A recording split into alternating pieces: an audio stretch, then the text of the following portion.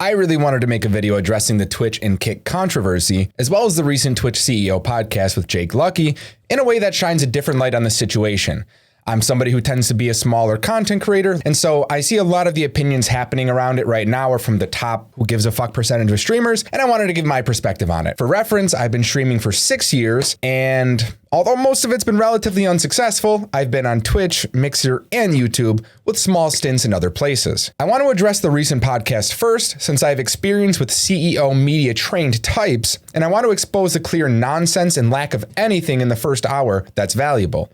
Then I want to talk about how the Kick versus Twitch debate feels from a smaller scale perspective. Jumping into the podcast, I made notes, so let's look at each thing step by step. Firstly, there's a conversation about the implementation and henceforth retraction of the sponsorship program, and this topic was the reason I made this video. For about 2 minutes, the CEO speaks about how the real idea behind the program was conflated with the wording of the release, so much so that they implemented people whose purpose it is to read things without bias to see how it presents to them. Keep in mind, that does nothing for branding and content. This is an awful start. Firstly, he never addresses what the misunderstood goal of the branded content program was, just that it was worded incorrect and that they removed it. I'll tell you the goal right now. Make Twitch money that they don't deserve from streamers' wallets. Now, this might shock you, or it might not, but by the end of this video, I think you'll see the trend repeat itself. Moving on. Here we have a brief conversation about exclusivity and restreaming in relation to overall things and Ninja. Now, his wording's extra tricky here, so to simplify it, he completely skips the question, again, and then speaks about how it was 1, always there with affiliates, 2, move from contracts to TOS, 3, that he's happy for Ninja and spoke to him, and 4, he doesn't encourage non-affiliated streamers to do it, but they're not actively watching them. It still is a breach of TOS though. Now that kind of sucks, because that means if you are such a nobody that they don't even see you, go for it. You might get lucky. But if you're somebody large enough that you're in their radar, don't even try it. Let's go back. The question was in regards to exclusivity, and he never addressed his real thoughts on that. The main topic is right there in the center, and he addresses 4 different things around it, but never the main thing. He follows up with a back and forth of opinionated lies about how Twitch is the best platform, all things considered, for content creation, as well as the best for driving viewers to small creators.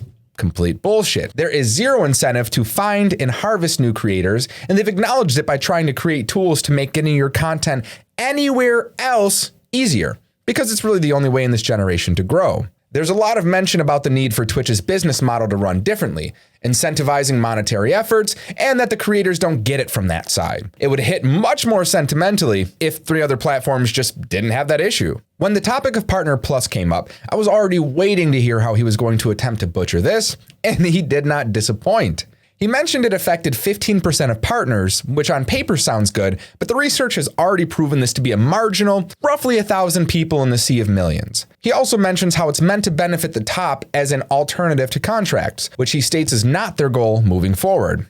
Rough. Finally, he peppers in Prime, which I personally have thoughts about that I'll speak about later, and how that's a major factor in streamers' revenue. Not once does he state whether it's good, whether it's bad, or addresses any of the concerns about whether it could end up being site-wide in the future, and why it only affects a small margin, considering that most of their recent changes have been in the interest of money for Twitch, amidst layoffs and other large financial issues. If you just want to talk about the most recent changes, Partner Plus, taking money from partners, branded content, taking money from sponsors, Hype Chat, taking money from donations. Soon, Twitch will make you pay to use the site, taking money just because. There's another trend that you could probably see happening here throughout, which is that he uses not talking about a competitor as a get out of jail free card for any really hot button topics. And I want to use this to further prove a point. Media trained people and CEOs clearly have their company's best interest in mind. When you work at a job, you just don't want to trash it. But what's changing in the grand scheme of things is that people value honesty over the on paper correct answer. A good example in this podcast is that when prosed what would be a large accomplishment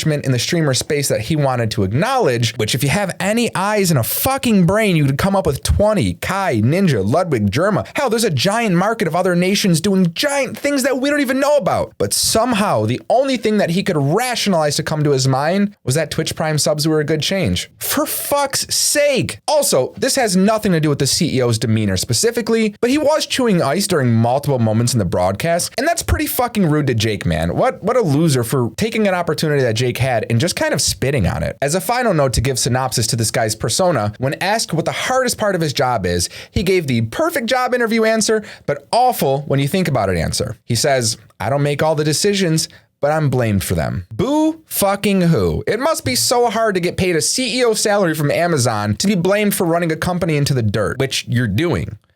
That's what's supposed to happen. You're supposed to take responsibility for that. When we get back to the conversation of where Kick fits in all of this, I mentioned at the beginning that I'm a really small creator who's been at this for a while. I moved to Mixer on the wake of Ninja and Shroud's decision, and I did so because I trusted not only in Microsoft as an entity, I loved that it was preloaded on new Xbox systems, but I thought it was a great starting point and it incentivized one of the most important things to me as a creator. Money does not have to come from viewers. In fact, the Spark system Mixer had was a great way to give people a way to support for free that actually made an impact to the creator. Whenever creators like myself see Kick, it's less that they see a site or even ethics. They see money and a chance to be noticed in the next noticing wave of people. There's millions of great content creators that are drowned out by a numbers game. And when the desperation of 2 viewers for months kick in and a website pops up that nobody's standing out on, you could be your person who got the seat in the front of the auditorium first and therefore closer to your stage. But I think it's exposed a giant ethical issue, a moral quandary that people are fighting over a lot because they don't really want to be wrong after making the judgment call to sell out certain parts of their beliefs for an opportunity. I've spoken to people who bashed Kick's funding only to switch because they got 3 extra viewers day one. But I want to dig into some of the pros and cons. For the first pro, you have the fact that engagement is up. Now, this is from a variety of reasons. Number 1, people are switching over en masse to not be late to the party. Number 2, engagement farmers are inflating numbers with follow for follow, and the big streamers are farming it with raid tagging and larger gifteds. And number 3, it's new. People love the opportunity to be the first somewhere, and the best way to spend that time interacting is networking on a new site. Now, I do see a large con in all of this, and that's a lot of people moving over aren't viewers, but streamers themselves. I've had the issue before where if most of your audience is streamer friends, when they're live, you're not left with a community, but an open door. And additionally, there's the fact that it's less effective on mobile, doesn't have gaming tie-ins like Twitch Prime Loot, and it's invasive to use. It's much easier to watch a stream on Twitch and enjoy it than it is on Kick, just baseline technologically, unless you factor in the ads. The second pro is the massive funding budget. This allows for 100 posts a day of Steak Eddie giving out 50 to 100 subs to the platform and different creators, and with the higher revenue split, that's a nice bonus for just hitting affiliate. Now, where the cons come in might change the way you view it. I'm not going to take the standard take of, oh, gambling money, and that's definitely a factor, but I want to look at it a little bit differently. Twitch's partner program excluded Prime subs and narrowed the program to just over 1,000 creators like we discussed earlier. This shined a bright light on a problem no one knew existed. Massive partners couldn't hold 350 paid subs without Prime? If that's the case on Twitch and for their program, then what's to say on Kick that has no alternative sub method besides paid that you're going to have a chance at hitting any of those numbers? There's going to be a dilemma wherein people who are at the top will stay at the top, hold massive sub counts telling you that it could be you, but without massive audiences and massive funders. Would you rather have 10 paid subs on Kick at $95.5 or 50 Prime subs at Twitch at $50.50? For reference, that's $50 versus $150, and take with that information what you will. Now, my final pro about Kick is that they've done a good job at cultivating good talent, all except for the cretin that is Aiden Ross, and they're doing a great job at representing the brand. It's gotten to a larger point where content creators like Moist Critical have no interest in joining as of this moment, but are publicly defending it to the gills. Trainwrecks, Amaranth, XQC, whatever your opinions are of them, they are excellent business people and have cultivated careers that won't be rivaled for years to come.